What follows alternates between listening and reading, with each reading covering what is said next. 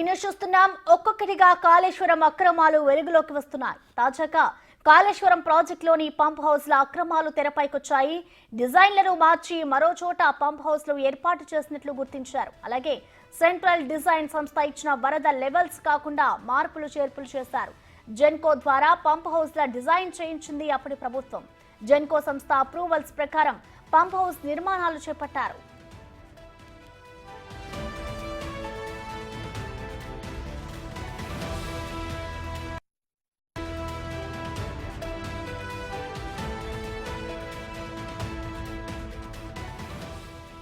Central design సంస్థ సూచించిన దానికంటే తగ్గించి నిర్మించారు. కన్నేపల్లిలోని లక్ష్మీ పంప్ హౌస్ 4.30 మీటర్లు, అన్నారంలోని సరస్వతి పంప్ హౌస్ దగ్గర 8 మీటర్లు, పార్వతీ పంప్ హౌస్ దగ్గర 6 మీటర్లు లెవెల్స్ తగ్గించి నిర్మాణాలు చేపట్టారు. నిబంధనలను పాటించకుండా నిర్మాణం చేయడం వల్లే కోట్ల రూపాయల నష్టంతో పాటు నీరు ఎత్తిపోతలకు బ్రేక్ పడిందని చెబుతున్నారు.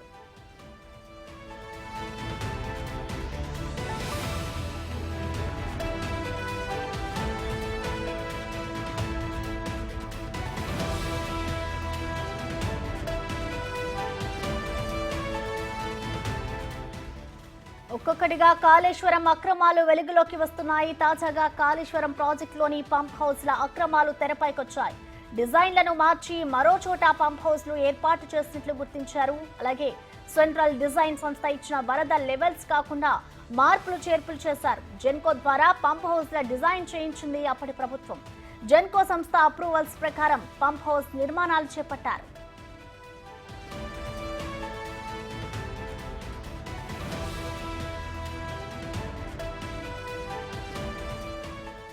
సెంట్రల్ డిజైన్ సంస్థ సూచించిన దానికంటే తగ్గించి నిర్మించారు. కన్నేపల్లిలోని లక్ష్మీ పంప్ హౌస్ 4.30 మీటర్లు, అన్నారంలోని సరస్వతి పంప్ హౌస్ దగ్గర 8 మీటర్లు, పార్వతీ పంప్ హౌస్ దగ్గర 6 మీటర్లు లెవెల్స్ తగ్గించి నిర్మాణాలు చేపట్టారు.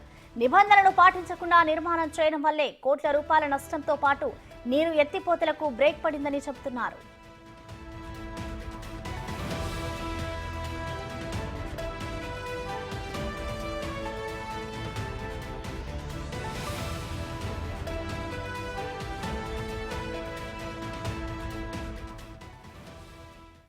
దీనికి సంబంధించిన మరింత సమాచారాన్ని మా ప్రతినిధి వేణు లైవ్ ద్వారా అందిస్తారు వరంగల్ నుంచి. వేణు, చెప్పండి, కాళేశ్వరం పంప్ హౌస్ అక్రమాలకు సంబంధించిన డీటెయిల్స్ ఎలా ఉన్నాయి వేణు? ఎస్ ప్రసన్న, కాళేశ్వరం ప్రాజెక్టు పైన కూడా పూర్తి స్థాయి లోపల జ్యుడిషియల్ కమిషన్ విచారణ అయితే జరుపుతుంది. ఇందులో భాగంగా నిన్న జస్టిస్ పిసి ఘోష్ అటు నిర్మాణ సంస్థల ప్రతినిధులతో పాటుగా కాళేశ్వరం సంబంధించినటువంటి చీఫ్ ఇంజనీర్లు, అదేవిధంగా డీఈలు, వీళ్ళందరినీ కూడా హాజరు కావాలని జరిగింది. అయితే నిన్న ఆ సమావేశం లోపల పూర్తిగా ఆయన పంప్ హౌస్లపైన దృష్టి సారించి పంప్ హౌస్లపైన విచారణ చేయడం జరిగింది.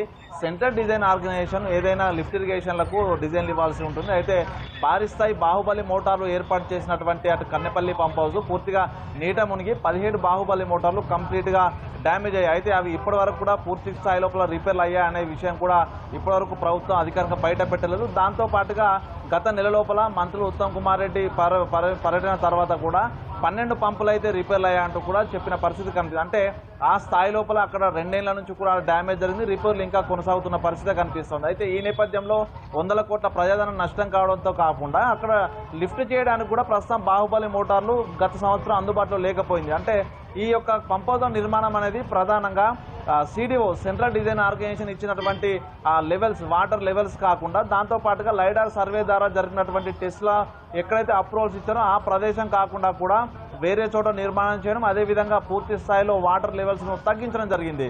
ప్రధానంగా చూసుకుంటే కన్నెపల్లి లక్ష్మీ పంప్ హౌస్ వద్ద 4.30 మీటర్ల లెవెల్స్ తగ్గించి బాహుబలి మోటార్లను ఏర్పాటు చేశారు. సో అంటే ఆ బే ఏదైతే నిర్వహణ లెవెల్ ఉంటుందో దాన్ని పూర్తిగా తగ్గించారు. అటు 3 పంప్ హౌస్ల వద్ద కూడా ఇదే పరిస్థితి కనిపించింది. సో దీనివల్ల 2021-22 సంవత్సరం వచ్చిన భారీ వరదల లోపల ఈ పంప్ హౌస్లు కూడా మునిగిపోయాయి. ఇప్పుడు కూడా డ్యామేజ్ కూడా రికవరీ కాలేదు. అంటే ఎందుకు ఈ డిజైన్లు మార్చడం జరిగింది? ఈ సెంట్రల్ డిజైన్ ఆర్గనైజేషన్ ఇచ్చినటువంటి ప్రపోజల్స్ కాకుండా ప్రత్యేకంగా జెన్కోతో అప్రూవల్స్ చేసుకొని జెన్కో చెప్పినటువంటి లెవెల్స్ వద్ద పంప్ హౌస్ నిర్మాణం ఎందుకు చేశారనే దానిపై కూడా పూర్తి స్థాయిలో అధికారులందరూ దానికి సంబంధించి అఫిడవిట్ దాఖలు చేయాలంటూ కూడా పీసీ ఘోష్ నిన్న అధికారులను నిర్మాణ సంస్థకు సంబంధించినటువంటి వాళ్ళని కూడా ఆదేశించడం జరిగింది. ఈ నెల 16 లోపు ఈ అఫిడవిట్లు అందించాలంటూ కూడా ఆయన చెప్పడం జరిగింది. అంటే ఈ యొక్క ప్రధానంగా పంప్ హౌస్లు ఈ యొక్క 3 బ్యారేజీలు కట్టడం అనేది ఎంత ప్రధానమైందో కాళేశ్వరం ప్రాజెక్టు లోపల ఆ నీళ్లను లిఫ్ట్ చేయడానికి కూడా ఈ పంప్ హౌస్ అనేది అత్యంత ప్రధానమైన, అంటే ఇంత కీలకమైన పంప్ హౌస్ల నిర్మాణ లోపలనే ఈ స్థాయి నిబంధనలు ఎందుకు బేఖాతరు చేశారు దానిపైనే ప్రధానంగా పీసీ ఘోష్ దృష్టి పెట్టినట్టు తెలుస్తుంది. అయితే అఫిడవిట్ దాఖలు చేసిన తర్వాత